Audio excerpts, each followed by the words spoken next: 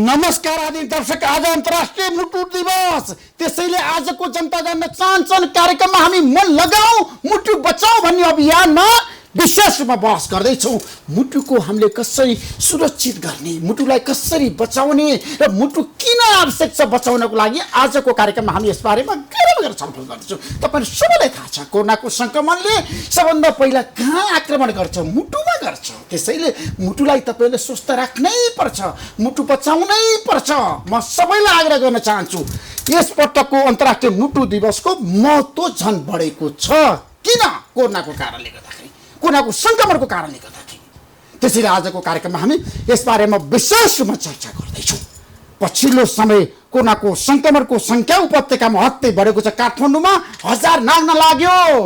अब कसरी हामीले समाधान खोज्ने, कसरी हामीले नियन्त्रणको उपाय खोज्ने, सरकारले कस्तो रणनीति बनाउने, अब कसरी जाने र काठमाडौँलाई कसरी सुरक्षित राख्ने, आजको कार्यक्रममा हामी यस बारेमा पनि विशेष रूपमा चर्चा गर्दैछौँ। र आजै मृतकको संख्या पनि बढेको छ। 10 जनाको मृत्यु भएको छ कोरोनाको संक्रमणको कारणले गर्दाखेरि। अब हामी कसरी जानु पर्ला, पीसीआर टेस्टको कुरा गर्दाखेरि कसरी तीव्र गतिमा अगाडि बढ्नु पर्ला, म सबैलाई आग्रह गर्न चाहन्छु। घरबेटीलाई मैले बारम्बार भनेको छु, अब तपाईँले घरमा बस्ने व्यक्तिहरूलाई, डेरावालहरूलाई पीसीआर टेस्टको कुरा नगरिदिनुहोस्।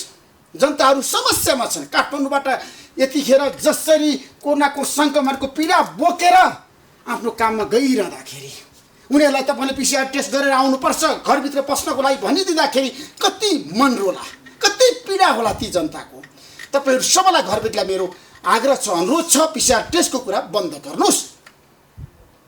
आजको कार्यक्रममा हामी यसबारेमा पनि विशेष रूपमा चर्चा गर्दैछौँ। टेकु अस्पतालमा जानुहोस्, 2 दिन अघिको तस्बिर आफै बोल्छ। हेर्नुहोस् जनता कसरी सुतेर बसेका छन् सडकमा, कस्तो पीडा छ जनताको।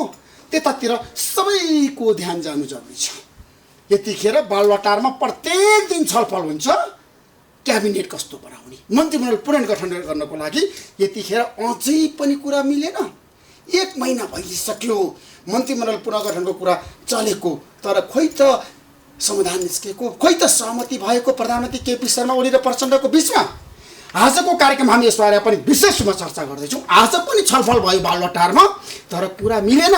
किन मिलेन, के कारणले मिलेन? मन्त्रीमण्डल पुनर्गठनमा हामी कहिलेसम्म रुमल लिइरहने, अलमल लिइरहने? र जनताहरू समस्यामा छन्, त्यतातिर सरकारको ध्यान जाँदैन। सबैको ध्यान जानुपर्छ। म प्रधानमन्त्रीलाई आग्रह गर्न चाहन्छु, केपी शर्मा ओलीलाई, तपाईँले मन्त्रीमण्डल पुनर्गठन गर्नुहोस्, अब ढिलो नगर्नुहोस्। कर्मचारीहरूले भन्न थालिसके हाम्रो मन्त्रालयमा को मन्त्री आउँछ, उनीहरू प्रश्न गर्न थालिसके हामीलाई, ल उनीहरू सिधा मलाई चाहिँ बताइदिनु पर्यो भनेर प्रत्येक दिन। त्यसैले अब मन्त्रीमण्डल पुनर्गठनको चर्चा, परिचर्चा र बहस हामीले रोकौँ र प्रधानमन्त्री तपाईँले तत्काल पुनर्गठन गर्नुहोस्। गर्ने हो भने, नगर्ने हो भने गर्दिनँ भनेर भन्नुहोस्। आजको कार्यक्रममा हामी यसबारे पनि विशेष रूपमा चर्चा गर्दैछौँ। नेपाली कङ्ग्रेसको हालत पनि त्यस्तै छ। प्रतिपक्षी दलको अवस्था अत्यन्त कमजोर हुँदै गयो। नेपाली राजनीतिमा किन कङ्ग्रेस कमजोर भयो? कङ्ग्रेस कहाँ चुक्यो? कङ्ग्रेसको कमी कमजोरी के हो? पार्टी सभापति शेरबहादुर देउवा रामचन्द्र पौडेलको बिचमा वाकिङ छ। किन यस्तो भइरहेछ त? पार्टी सभापतिको विरुद्ध रामचन्द्र पौडेलले पार्टी कार्यालयमा ज्ञापन पत्र दर्ता गराउनु भयो। यो अवस्था आइसक्यो नेपाली कङ्ग्रेसमा। पार्टी सभापतिले पद्धति विधान सम्मत रूपमा आफूलाई अगाडि बढाउनु भएन भनेर उहाँहरूले भनिरहनु भएको छ। पार्टी सङ्गठन लथालिङ्ग छ, भत्ताभुङ्ग छ र सबै विभागहरू खारेज गर्नुपर्छ भनेर भनिरहँदाखेरि आज दिनभरि नै कङ्ग्रेसका नेताहरू बैठकमा व्यस्त भएका छन्। अब कङ्ग्रेस कसरी अगाडि बढ्ला त? आजको कार्यक्रममा हामी यसबारेमा पनि चर्चा गर्दैनौँ। आज काठमाडौँ उपत्यकामा ट्राफिकले कराई गरेको छ।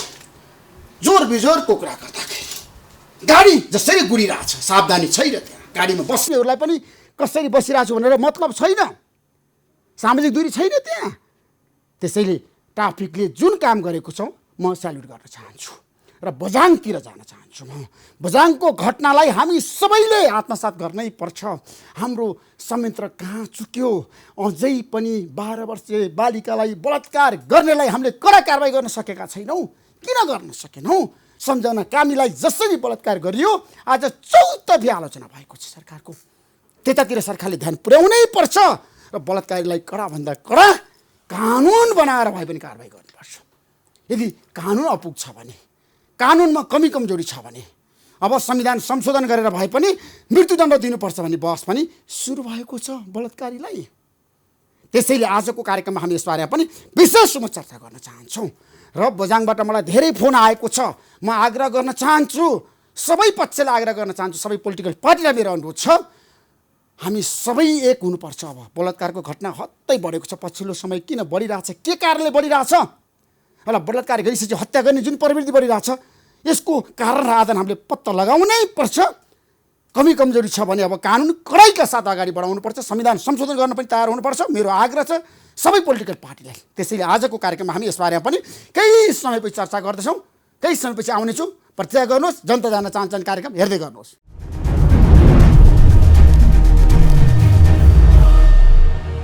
हाम्रो बिचमा प्राध्यापक डाक्टर रत्नमणि गजुल हुनुहुन्छ। डाक्टर साहब, तपाईँलाई म यो विशेष संवादमा जनता जान्न चाहन्छन् कार्यक्रममा स्वागत गर्न चाहन्छु। धन्यवाद ऋषिजी। विश्वमा मुटु रोग दिवस मनाइरहँदाखेरि यसको महत्त्व र प्रभावको बारेमा नेपाली जनतालाई बताउनुहोस् त। मुटु हामीले किन सुरक्षित गर्नुपर्छ? मुटु भन्ने कुरो चाहिँ नि एकदमै महत्त्वपूर्ण अङ्ग हो।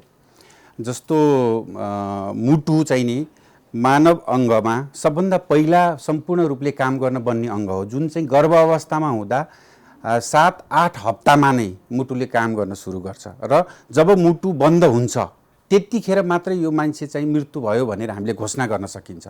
त्यो हिसाबले चाहिँ नि अन्य अङ्गको पनि आफ्नो हिसाबको काम छ, सबै अङ्गका आफ्नै महत्त्वहरू छन् र पनि मुटु चाहिँ यस्तो अङ्ग हो जुन गर्भमा हुँदा पहिला बनेर पहिला चल्न थाल्छ र मुटु बन्द भएपछि मात्रै मान्छेलाई मृत घोषणा गर्न सकिन्छ। त्यो हिसाबले मुटुको आफ्नै खालको चाहिँ नि महत्त्वपूर्ण भूमिका छ। मान्छेको जीवनको अथवा मानव जीवनको सबभन्दा ठुलो कुरा भनेको मुटु नै हो त।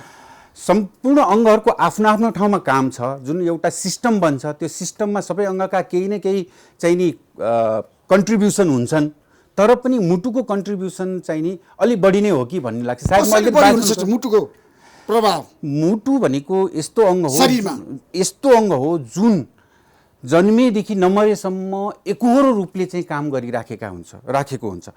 अरू अङ्गहरूका कुनै पनि समयमा केही समय काम नगर्दाको अवस्थामा पनि मान्छेको जिन्दगी चल्न सक्छ, तर मुटु बन्द भएको अवस्थामा 3 मिनेटभन्दा बढी बन्द भयो भने मुटुमा अक्सिजन, मुटुले जुन जिउमा पुर्याउने अक्सिजन न्युट्रिसन ब्रेनमा पुगेन भने 3 मिनेटमा ब्रेन मर्छ।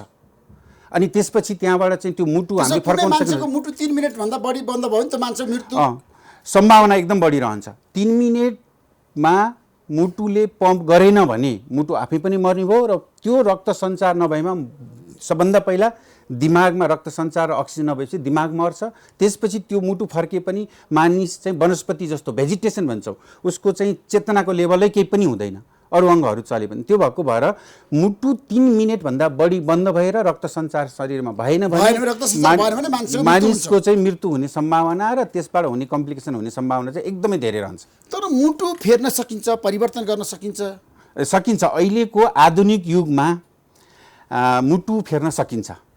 विदेशतिर आइसकेका छ। विदेशतिर चाहिँ नि जुन विकसित देशहरूमा, विकसित राष्ट्रहरूमा मुटु चाहिँ फेर्छन्। कसैलाई मुटु चाहियो, उसको मुटु खराब भयो भन्ने त सम्भावना छ। हाम्रो नेपालमा पनि सम्भावना छ, किन भन्दा जुन हिसाबको हाम्रो अहिलेको नयाँ जेनेरेसनहरूले देश विदेश गएर चाहिँ नि विभिन्न ठाउँमा गएर आफूले एक प्रकारको सिप सिकेर आएका छन्, आफूलाई त्यो हिसाबको विशेषज्ञता हासिल गरेर आएका छन्। त्यसले गर्दाखेरि कुनै पनि हिसाबमा चाहिँ नि यहाँ फ्यासिलिटी सुरु भयो, सुविधा सुरु भयो भने चाहिँ नि मुटुको ट्रान्सप्लान्ट गर्ने सम्भावना छ। जुन सेन्टरमा म काम गर्छु, Manmohan cardio thoracic vascular and transplant centre, त्यो सेन्टरको लक्ष्य त मुटु ट्रान्सप्लान्ट गर्ने नै हो नि। त्यसका लागि अब ट्रान्सप्लान्ट गर्नु भनेको त्यति सजिलो कुरो चाहिँ होइन, त्यसका पनि विभिन्न कानुनी पक्षहरू छन्, डोनरका कुराहरू आउँछन्, कसलाई गर्ने कसलाई नगर्ने भन्ने कुराहरू धेरै छन्। यी कानुनी कुराहरू सर्ट आउट हुनुपर्छ र अहिलेको उसमा जसरी मृगौलाको चाहिँ नि प्रत्यारोपण भइराखेको छ, कलेजोको सुरु भयो, त्यस्तै गरेर अर्को हुने अङ्ग कुन हो भन्दा मुटु हुने हो। सहजै भयो नि त हैन प्रत्यारोपण। अब हामीले हेर्दा सहजै भयो भने जस्तो लाग्छ, तर जो मृगौला प्रत्यारोपणमा लाग्नु भएको डाक्टर साहबहरू हुनुहुन्थ्यो, जस्तो हाम्रो डाक्टर दिव्या सिंह, जसले सुरुमा नेपालमा चाहिँ नि मृगौला प्रत्यारोपण सुरु गर्नको लागि टिचिङ हस्पिटलमा गर्नु, उहाँले कति दुःख गर्नुभयो भने उहाँलाई मात्र थाहा हुन्छ। हामीले त प्रत्यारोपण भयो, सफल भयो भन्ने मात्रै देखाएको छौँ, तर त्यसको पछाडि, सफलताको पछाडि मान्छेले केही न केही चाहिँ नि आफूले चाहिँ मेहनत गरेको हुन्छ, दुःख गरेको हुन्छ, अनि पछि मात्रै यस्ता कुराहरू सफल हुन्छ। मुटु रोगीको कुरा गर्दा नेपालमा हत्तै बढ्यो, किन बढिरहेछ? तपाईँले आकलन गर्नुभएको छ, समीक्षा गर्नुभएको छ पछिल्लो समय? हजुर, यो एकदम राम्रो कुरा उठाउनु भयो तपाईँले।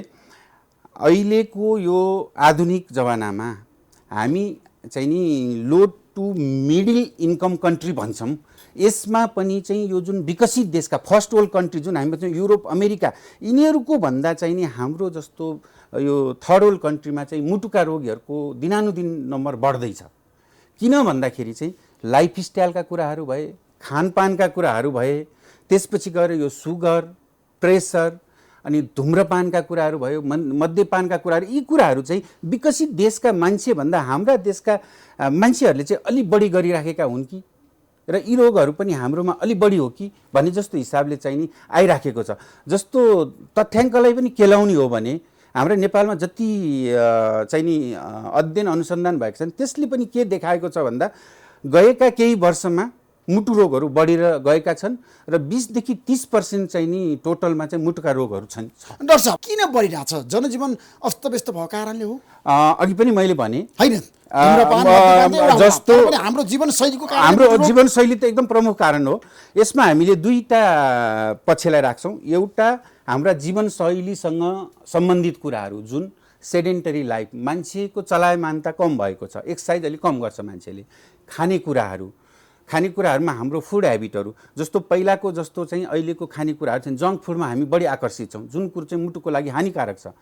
जस्तो तरकारी फलफुलहरू, जुन सागसब्जी, हरियो तरकारी र फलफुलहरूमा चाहिँ नि खाँदाखेरि जति मुटुलाई प्रोटेक्सन गर्थ्यो अहिलेका जङ्क फुडहरूले चाहिँ कम गर्छ। त्यस्तै गरी चिल्लोपनाको मात्रा, मद्यपान, धुम्रपान, टोब्याकोसँग रिलेटेड कुराहरू, यी कुराहरूले चाहिँ मुटु रोगी बढाउँछ। अर्को कुरो रह्यो जुन कुरो चाहिँ हामीले परिवर्तन गर्न सकिँदैन, जस्तो सुगरका बिरामीहरू छ भने त्यसमा हुन सक्ने भयो, प्रेसरको बिरामी छ भने प्रेसरका बिरामीमा पनि मुटुको रोग हुन सक्ने भयो। त्यसपछि कति जन्मजातका कुराहरू आउँछन्, कति कुराहरू चाहिँ पारिवारिक र वंशाणुबाट पनि आएका हुन्छन्। यसरी चाहिँ नि मुटु रोग चाहिँ दिनानुदिन बढेको छ र तपाईँले भन्नुभयो जस्तै हाम्रो लाइफस्टाइलले चाहिँ अझ त्यसमा बढी थपेको चाहिँ पक्का हो। जीवनशैली तपाईँले सुधार्नुको लागि आग्रह गर्नुभएको छ, तर हाम्रो नेपालको परिस्थितिलाई आकलन गर्दा, समीक्षा गर्दा, निहेर्दाखेरि मान्छेको जीवनशैली परिवर्तन भएको छैन है। खानपिनमा मान्छे एकदम सही कुरा हो। अब तपाईँ होटेलमा जानुभयो, रेस्टुरेन्टमा जानुभयो भने त्यहाँ धेरै परिकार खाइरहेका हुन्छन् मान्छेहरूले। त्यसले गर्दा मुटु रोगीहरू त बढिरहेछ। त्यसलाई रोकथाम र नियन्त्रणको लागि हामी सफल हुन सकेनौँ। यसमा चाहिँ हामी सफल हुन सकेनौँ भन्दाखेरि पनि हामीले जनमानसमा यस्तो चाहिँ अवेरनेस, पब्लिक अवेरनेस, जनचेतना जगाउनु पर्यो कि कति कुराहरू हामीले थाहा नपाई पनि गरेको हुन्छौँ कि। हाम्रो एउटा कस्तो भन्दाखेरि रेस्टुरेन्टमा गएर खाने चिज एउटा फेसन हुनसक्छ, तर त्यो व्यक्तिले मैले रेस्टुरेन्टमा खाएर अथवा जङ्क फुड खाँदाखेरि मेरो मुटुको रोग पनि बढ्न सक्छ, म यसमा रिस्क फ्याक्टरमा पर्छु है भन्ने त्यो मान्छेलाई चाहिँ थाहा नभएको पनि हुनसक्छ। यदि हामीले लाइक तपाईँहरू जस्तै मिडियाबाट र विभिन्न चाहिँ निकायबाट चाहिँ जनचेतनाको कुराहरू भयो भने र मान्छे जति चाहिँ नि आफू चेतनशील भयो त्यो हिसाबले चाहिँ नि मुटु रोग बचाउन सकिन्छ। भनेपछि जङ्क फुड खानुहुन्न, बाहिर धेरै नखाने, रेस्टुरेन्टमा गएर चाहिँ अनावश्यक चिजहरू नखाने भनेर हामीले जनतालाई चाहिँ सुसूचित गरायौँ र उहाँहरूले चाहिँ आफ्नो लाइफस्टाइल चेन्ज गर्नुभयो भने त नेचुरल्ली चाहिँ मुटु रोग घट्छ नि। कतिपयलाई थाहा छैन डाक्टर साहब, मुटु रोग भनेको के हो भन्दा पनि जनतालाई थाहा छैन गाउँघरमा कुनै काप्चामा। अब यो चाहिँ कस्तो भन्दाखेरि यो चाहिँ धेरैले भन्छन् क्या, यो चाहिँ केमा भर पर्छ भन्दा कुनै पनि व्यक्तिको शिक्षाको लेभलमा भर पर्छ। कोही व्यक्ति शिक्षित छ भने उसलाई बुझाउन पनि सजिलो हुन्छ। अलिकति नपढेको अथवा अशिक्षित व्यक्तिलाई अलि बुझाउन टाइम लाग्छ, तर त्यो बुझाउन सकिन्छ। जस्तो तपाईँले भन्नुभयो गाउँघरमा, कुन गाउँघरमा हो त्यो भन्ने कुरो चाहिँ कर्णाली प्रदेश जानुहोस् त, मलाई कतिपयले भनेका छन्। अब कर्णाली जनताले अब गरिबी छ, अशिक्षा छ। कर्णाली प्रदेश अब भन्दाखेरि चाहिँ अलि त्यति राम्रो बुझिँदैन। हामी यो 7 प्रदेशमध्ये कर्णाली प्रदेश चाहिँ प्राकृतिक रूपले पनि ठगिएको, त्यहाँको व्यक्तिहरूमा चाहिँ गरिबी पनि बढी भएको र शिक्षाको हिसाबले पनि अलि पछाडि परेको ठाउँ पक्का हो। त्यो भएको भएर हामीले अन्य प्रदेशभन्दा कर्णाली प्रदेशको जनताले चाहिँ जुन सोधे भन्ने कुरा मलाई अनौठो लागेन। त्यो कुरो सही हुनसक्छ तपाईँले भन्नुभएको, तर हामीले चाहिँ नि एक हिसाबको चाहिँ नि जनचेतना जगायौँ भने उहाँहरू पनि त सचेत हुनुहुन्छ। उहाँहरूले पनि यो सोधेका क्वेसन किन जगाइरहेछौँ, बस गइरहेछौँ, जनतामा त्यो कुरा आउँदै पुगेको छैन नि डाक्टर साहब। अब यसमा कस्तो भन्दाखेरि यो पहुँच जनतामा चाहिँ जब प्रत्येक व्यक्तिमा पुग्दैन नि, हामीले सकिँदैन। जस्तो कर्णाली प्रदेश भौतिक रूपले चाहिँ एकदम विकट छ, शिक्षाको हिसाबले चाहिँ नि पछाडि छ, पोभर्टी छ भनेपछि उहाँहरूमा हामीले पुर्याउन सकेका छैन। जो व्यक्तिमा हामीले पुर्याउन पर्ने हो त्यो पुर्याउन पायौँ भने चाहिँ नि उहाँहरू पनि त्यो हिसाबले चेतनशील हुनुभयो भने चाहिँ नि यो कुरा त पुग्छ नै, अनि उहाँहरूले पनि थाहा पाउनुहुन्छ। डाक्टर साहब, मुटु रोग भएको मान्छेलाई कोरोनाको सङ्क्रमण भएको हामीले धेरै उदाहरण पनि देखेका छौँ र मृत्युसम्म भएको छ। किन भएको छ मलाई बताउनुहोस् त आज तपाईँले। अब यसमा चाहिँ नि तपाईँले एकदमै यो राम्रो प्रश्न गर्नुभयो। मुटुका रोगीहरूलाई डबल सोड भन्छौँ कि हामी। एक मुटुको रोगीलाई कोरोना सङ्क्रमण भएमा मुटुका रोगीहरूमा मृत्युदर बढी छ, यो संसारभरिका तथ्याङ्कले देखाएको कुरो भयो। अर्को कुरो के छ भन्दाखेरि मुटुका रोगी जो रेगुलर हिसाबले चाहिँ नि अस्पताल जानुपर्ने, अस्पतालमा गएर चेकअप गर्नुपर्ने, नियमित औषधि खानुपर्ने त्यस्ता व्यक्तिहरू कोरोना सर्छ कि भनेर पनि अस्पताल आउनु भएको छैन। त्यसले गर्दाखेरि पनि उहाँहरूमा मृत्युदर बढाएको छ। एक कोरोनाको त्रासले, अर्को कुरो साँच्चै कोरोना लाग्यो भने पनि उहाँहरूमा चाहिँ मृत्युदर बढी हुन्छ। यो कुरो चाहिँ सही हो। त्यसो कोरोनाको सङ्क्रमणले मुटुमा पहिला आक्रमण गर्छ। कोरोना भन्ने रोग धेरैवटा सिस्टमलाई त्यसले असर गर्छ र पहिलो असर चाहिँ केलाई गर्छ भन्दाखेरि श्वास प्रश्वास प्रणालीलाई गर्छ, लङ्सलाई, फोक्सोलाई। त्यही भएर निमोनिया हुने, सास फेर्न गाह्रो हुने, स्यास्या हुने, अक्सिजन दिनुपर्ने पहिलो लक्षण त्यो हुनसक्छ। खोकी लाग्ने त्यो भयो। त्यसपछि फोक्सोभन्दा बाहेक अरू अङ्गलाई कुनलाई असर गर्छ भन्दा फोक्सो पछिको दोस्रो अङ्ग चाहिँ मुटु नै हो र मुटुमा फोक्सो पछिको दोस्रो अङ्ग मुटु नै हो। मुटु नै हो कोरोनाले मुटु रोगीलाई आक्रमण गर्छ कोरोनाले गर्छ। किन भन्दा मुटुको पनि कोरोनाले आक्रमण गर्ने विभिन्न हुन्छ। एउटा हार्ट एट्याक गराउन सक्छ, पहिलादेखि हार्ट एट्याक भएको बिरामी छ भने दोस्रो अट्याक गराउन सक्ने भयो, नभएको भए पनि फेरि हार्ट एट्याक गराउन सक्ने भयो, मुटुको चालमा गडबडी गराउन सक्ने भयो, मुटुको चाल कम्ती गराउन सक्ने भयो, हार्ट ब्लक गराउन सक्छ, मुटुको चाल एकदमै दौडाउन सक्छ, मुटुको मांसपेशीलाई असर गरेर मुटुले पम्प गर्न नसक्ने क्षमतामा ह्रास ल्याएर हार्ट फेलियरमा लान सक्छ। यस्ता विभिन्न खालका छन् र मुटु वरिपरि चाहिँ नि झिल्लीमा पानी जम्मा भएर चाहिँ मुटुलाई चाहिँ नि पम्प गर्न नसक्ने अवस्थामा पुर्याउन सक्छ। यी खालका चाहिँ नि मुटुमा असर चाहिँ नि कोरोनाले गराउन सक्छ र यस्ता बिरामीहरू हामी कहाँ आएका छन्, हामीले उपचार गरेका छौँ। त डाक्टर साहब, मलाई धेरैले के भनेका छन्, यदि कसैलाई मुटु रोगीको रूपमा हामीले हेरेका छौँ, देखेका छौँ, घरमा छ भने कसैलाई कुनै परिवारकै अब सदस्यलाई त्यहाँ कोरोनाको सङ्क्रमण भयो भने कोरोनाको सङ्क्रमणको कारणले त्यो मान्छेको मृत्यु हुन्छ, बचाउन सकिँदैन। हजुर, अब यस्तो हो, कोरोना भन्ने रोगको समग्रमा मैले तथ्याङ्क भन्छु। किनभने कोरोना लाग्दै मरिहाल्ने चाहिँ होइन, तर मुटु रोगी छ, मुटु रोगी छ, फोक्सोको रोगी छ, सुगरको रोगी छ, प्रेसरको रोगी छ भने अन्य व्यक्तिमा भन्दा फोक्सो, मुटु, प्रेसर र सुगरको रोगी छ भने बचाउन गाह्रो हुन्छ। किडनीका बिरामी, दमका बिरामीलाई बचाउन गाह्रो हुन्छ। दीर्घ रोगी भन्छौँ, दीर्घ रोगीलाई बचाउन गाह्रो हुन्छ। दीर्घ रोगीलाई चाहिँ नि अन्य स्वस्थ व्यक्ति भन्दा कोरोना लागेमा चाहिँ उहाँहरूको अवस्था यसै दीर्घ रोग, त्यो दीर्घ रोगमा कोरोना पनि थपिँदाखेरि चाहिँ उहाँहरूको चाहिँ नि मृत्युसम्म हुने र धेरै सिरियस भएर आइसियुमा पुग्ने सम्भावना चाहिँ हुन्छ। तर कोरोना लाग्दैमा सुगर छ, प्रेसर छ, मुटुको रोग छ, दमको रोग छ, किडनी फेल भएको छ भनेर चाहिँ नि त्यो व्यक्तिको मृत्यु नै हुन्छ भन्ने चाहिँ छैन। जस्तो संसारभरिको डाटा हेर्दा त्यसो भए कसैलाई मुटुको रोग छ, कोरोनाको सङ्क्रमण भयो भने त्यो मान्छे बाँच्न सक्छ। किन भन्दा मैले अघि पनि भने हामीले उपचार गरेका छौँ। कोरोना लागेर भ्याक्सिन त आएको छैन नि डाक्टर गजरेल। होइन, मेरो कुरा पनि सुन्नुहोस् न, ती कुराहरू चाहिँ नि आउन बाँकी नै छ। भर्खर त 6-7 महिना त भयो कोरोना, यसको बारेमा त धेरै अध्ययन अनुसन्धान हुन बाँकी नै छ। यो संसारले त कति कुरा कोरोनाको बारेमा बुझेकै छैन। किन भन्दा सबै अब अध्ययन अनुसन्धान हुन बाँकी नै छ। कयौँ पुरानो चाहिँ नि 10औं-20औं वर्षदेखिका रोगहरूका त कति कुराहरू अझै अज्ञात हुन्छन् भने यो त भर्खर आएको छ, 6-7 महिना भयो। विश्व यसमा लागेको छ, एक मन एक तनले प्रत्येक देश लागेका छन्, भ्याक्सिन निकाल्छु भनेर लागेका छन्, औषधि निकाल्छु भनेर लागेका छन्। इभन हाम्रो नेपालमा पनि विभिन्न औषधि जस्तो रेमडेसिभिरको ट्रायल भइरहेछ, प्लाज्मा थेरापीको ट्रायल भइरहेछ। भनेपछि संसारमा कहाँ के भएको छ, के गर्दा चाहिँ नि यो कोरोना लागेका बिरामीलाई निको पार्न सकिन्छ भन्ने हिसाबले सम्पूर्ण विश्व जगत र मेडिकल क्षेत्र लागेको छ। तर परिणाम जनताले पाएको छैन, उपलब्धि छैन नि विश्वमा। त्यो परिणाम आउने बेला भएकै छैन। किन भन्दाखेरि यो कोरोना भन्ने रोगै भर्खर 6-7 महिना भयो। यो 6-7 महिना भनेको धेरै हो नि डाक्टर साहब। 6-7 महिनाको हिसाबले धेरै हो, महिनाको हिसाबले धेरै हो। तर कस्तो भन्दाखेरि कस्तो रूपमा जान्छ त्यो रोग भनेर त्यसको एउटा नेचुरल कोर्स हुन्छ कि कुनै प्राकृतिक कोर्स हुन्छ, त्यो कसरी जान्छ भन्ने थाहा। जस्तो तपाईँले पहिलाको महामारीहरू पनि सुन्नु भएको छ, कुनै 2 वर्ष कुनै 3 वर्ष चलेको छ। यो महामारी कहिलेसम्म जान्छ भन्ने कुरो त पहिलाको महामारीहरूको ट्रेन हेरेर भन्ने हो नि, र त्यही अनुसार चाहिँ औषधिहरू पत्ता लगाउने, भ्याक्सिनहरू पत्ता लगाउने चाहिँ वैज्ञानिकहरू लागेका छन्। महामारी त फैलिएको छ काठमाडौँमा, त तपाईँलाई थाहा छ महासङ्कट छ अहिले, उच्च जोखिममा छ जताततै। होइन, यो कुरो सही हो, हामी त फ्रन्ट लाइनमा बसेर हामीले अझ बढी देखाएका छौँ।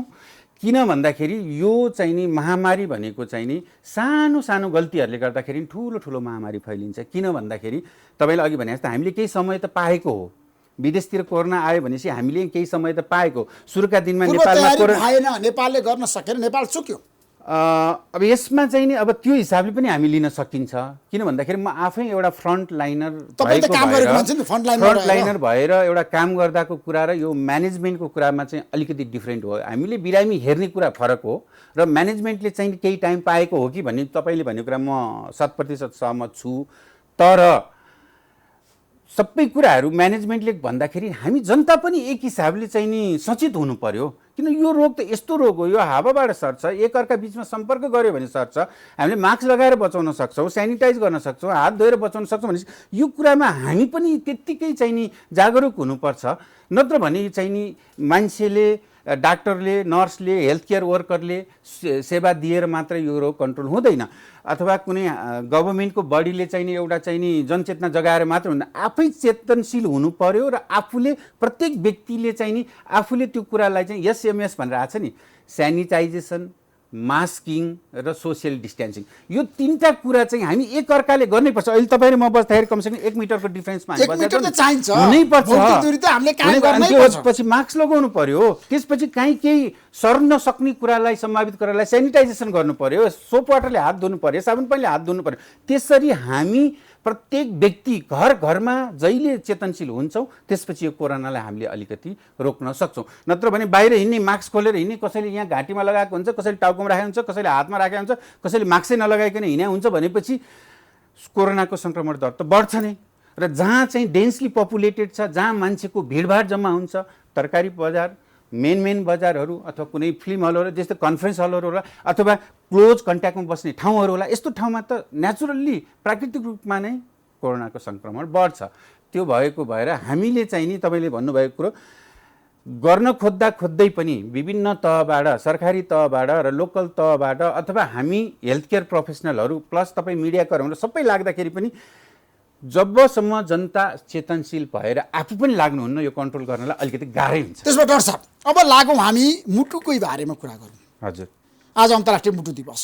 मलाई के बताउनुहोस् भन्दाखेरि नेपालमा मुटु रोगीहरू धेरै छन्, उपचार नेपालमा हुन सक्दैन, राम्रो अस्पताल छैन, भारतमा जान्छन् धेरै, किन भन्नुहोस् त? के यो कुरामा त ऋषिजी म सहमत छैन।